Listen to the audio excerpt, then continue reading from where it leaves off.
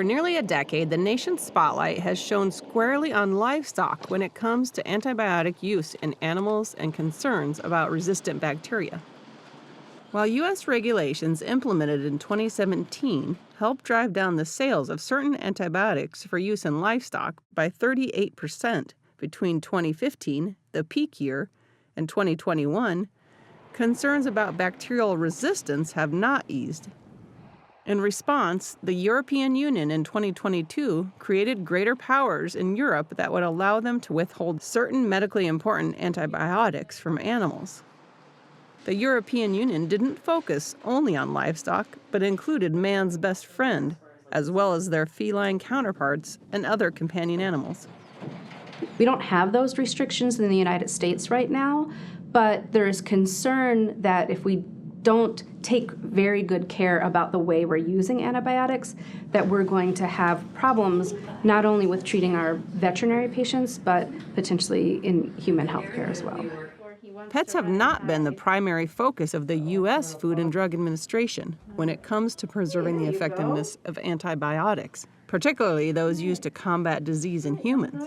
But that may soon change.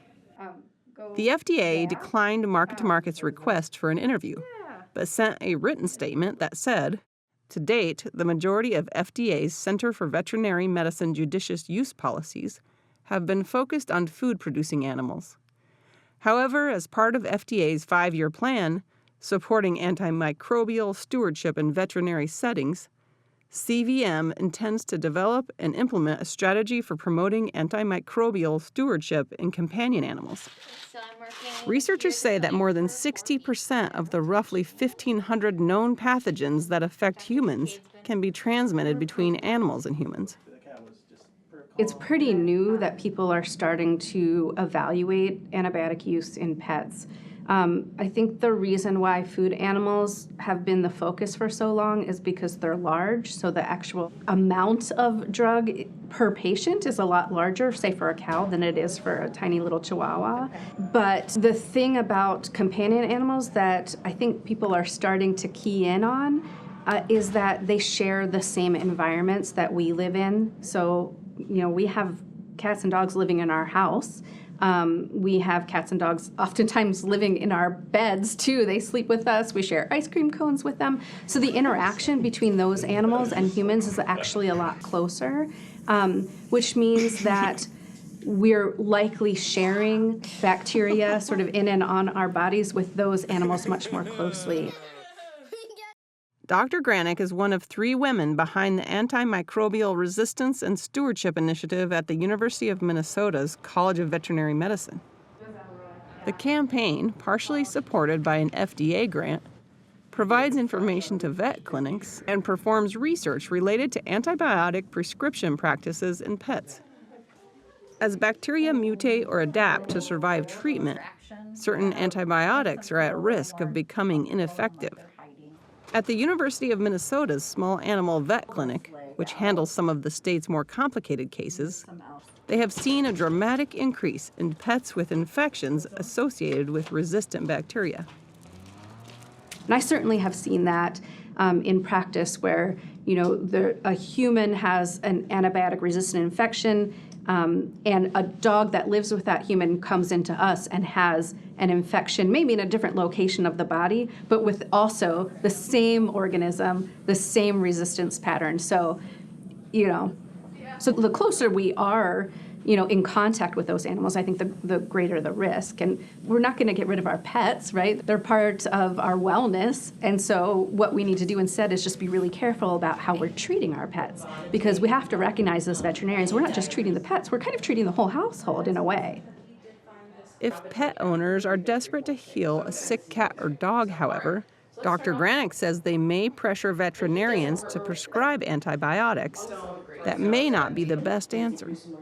We created a handout that they can utilize and alter as they see fit, but the headline of that handout that goes home with the pet owner is, "Your pet does not need an antibiotic today," with an exclamation point, like it's a celebration, One southern Minnesota clinic that has collected data for the university's research is the Heartland Animal Hospital in Owatonna. There's a lot of buzzwords that are associated with large animal production. A lot of those being antibiotic resistance, antibiotic use, your meat being safe or not safe. And of course, everything that's in the food chain is safe because of the withdrawals, and the producers are going to meet those withdrawals. So the challenging part is when you transfer that down to dogs and cats, of course, aren't in our food chain. So it makes it a lot different for people, and they don't realize that antibiotic resistance can happen, or antibiotic abuse, to be truthful, can happen in the small animal world as well.